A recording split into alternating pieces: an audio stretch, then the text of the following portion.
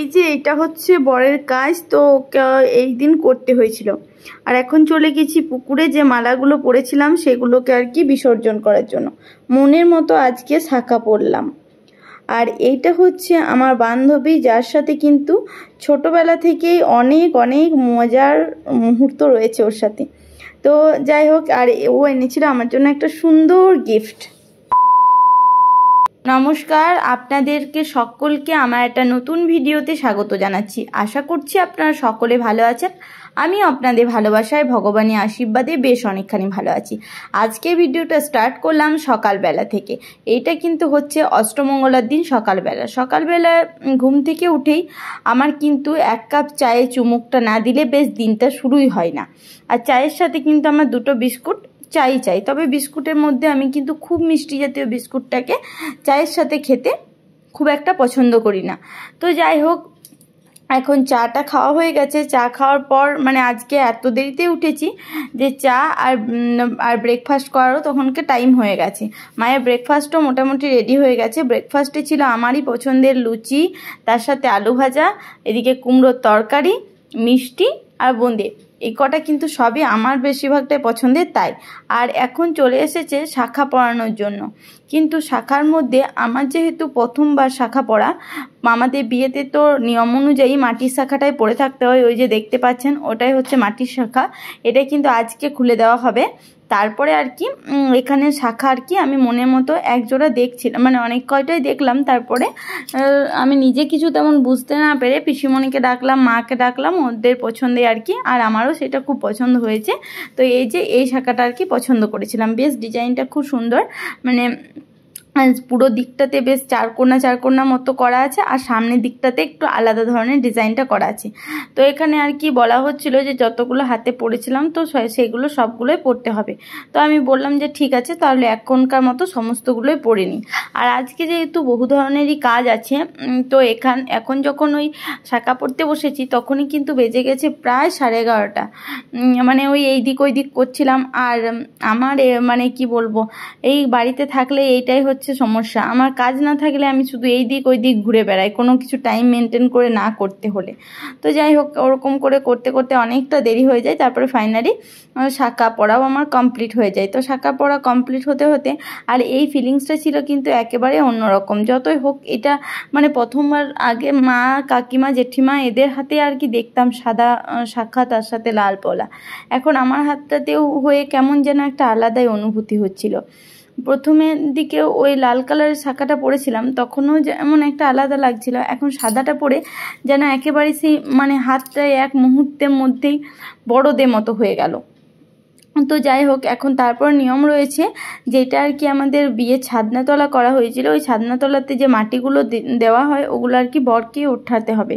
এটাই হচ্ছে আমাদের নিয়ম। তো এখন সেই নিয়মটাই পালন করা হচ্ছে। নিয়ম যেটা আছে তার বাইরে তো আর গেলে হবে না, সেই নিয়মটাকে পুরোটাকে পালন করতে হবে। আর এই যে আমার বড় পিসিমণি দেখিয়ে দিচ্ছিল কীরকমভাবে কী আর কি করতে হবে। তারপরে চলে গিয়েছিলাম পুকুর বা নদীতে স্নান করার নিয়ম রয়েছে, কিন্তু সেটা এখন আর সম্ভব নয়। যার কারণে আর নদীও যাওয়াটাও এখন সম্ভব নয়, কারণ নদী বা পুকুরের অবস্থা এখন অনেকটাই খারাপ।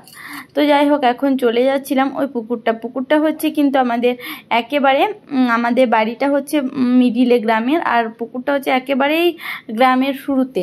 মানে আমরা যেখানকে প্রাইমারি স্কুল যেতাম, তো প্রাইমারি স্কুলের পাশে এই পুকুরটাতে ছোটোবেলায় ভাত খেয়ে প্রচুর মিড ডে মিল খেয়ে আর কি মানে থালা ধুতে যেতাম। আর এদিকে আমরা যখনকে ফিরি তখন দেখি অলরেডি খাওয়া দাওয়া, মানে যাদের নিমন্ত্রিত ছিলেন তাদের খাওয়া দাওয়া অলরেডি শুরু হয়ে গেছে। তো যাই হোক, এখন তার জন্য তাড়াহুড়ো করে একটু জাস্ট শাড়িটা পরে নিলাম। মানে তখন আর কিছুই করা হয়নি, শুধুমাত্র শাড়িটা পরে তাড়াতাড়ি চলে এসেছিলাম। আর আমার বান্ধবী, মানে ছোটোবেলাকার বান্ধবী, ছোটোর থেকে একসাথে কাটানো, এর সাথে রয়েছে আমার প্রচুর খুব মিষ্টি স্মৃতি। তো যাই হোক, এখন আর ও শুধু ক্যামেরার সামনে এলেই শুধু ওর হাসি পায়। তো যাই হোক, এখন ও এসেছে, প্রচুর গল্প। ও আমার বিয়েতে আসতে পারেনি, মানে ও তখন মামার বাড়ি গিয়েছিল, ওর একটা অসুবিধা ছিল তার কারণে। তো এখন বিয়ের সময় এসেছে। তো আমি বলছি এই অষ্টমঙ্গলার সময় আমি তার জন্যই আর কি আমার সাথে একটু সময় কাটানোর জন্যই আর কি এসেছিল। তো আমরা অনেক গল্প মজা করলাম। আর এখন যে আমার হাতে নেল পালিশ নেই, দিয়ে বলছে যে নেল পালিশ পরিসনি কেন?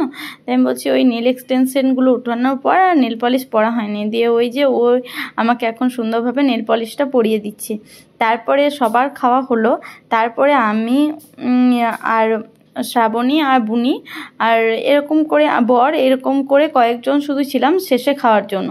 তো এই যে ওই আর কি আজকে আমি বলছি অনেকটা দেরি হয়ে যাবে, বলছে হ্যাঁ হোক, তাতে কোনো অসুবিধা নেই, আমরা লাস্টেই খাবো। আর এই যে এটা হচ্ছে নীলাদ্রি, একে তো আপনারা আমার বিয়ের ব্লগগুলোতে অনেক কয়টাতেই দেখেছেন।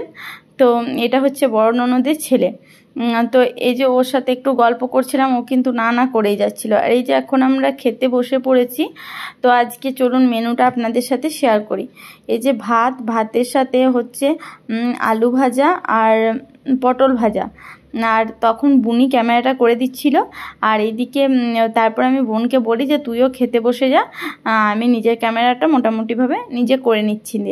আর এখানে ছিল পটলে আলুতে সয়াবিনের তরকারি আর ডাল, আলু পোস্ত ছিল, আর কুমড়োর তরকারি, এঁচোড়ের তরকারি ছিল, কিন্তু সেটা আমি নিইনি।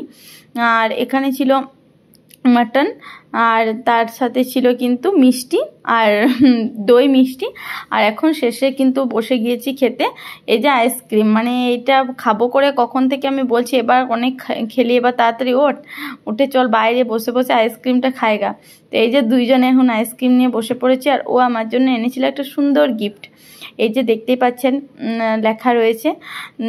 তো এটাতে একটা ছিল সুন্দর ব্যাগ। আমি ওই ব্যাগটা মানে পেয়ে তার 2 দিন পরে এক জায়গায় গিয়েছিলাম, সেখানে ইউজ করে নিয়েছি। খুব ভালো লেগেছে আমার গিফটটা।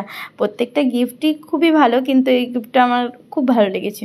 আর এই যে এখন চলে এসেছি সন্ধ্যাবেলা এই যে বোন এগ রোল, তারপর চাউমিন, আর এখানে ছিল ভেজিটেবল। তো এগুলো আর কি নিয়ে এসেছে। এখন দুই বোনকে খাইয়ে দিচ্ছিলাম। আর এখনও হালকা করে রেডি হয়েছি ওই জেঠুমাদের বাড়ি যাব বলে। তো যাই হোক, এখন জেঠুমাদের তারপরে মাসিমণিদের বাড়িতেই রয়েছি। আর এরকমভাবে সবার বাড়ি ঘুরে টুরে চলে এলাম। আজকে ভিডিওটা তাহলে এখানেই কমপ্লিট করলাম। বাই।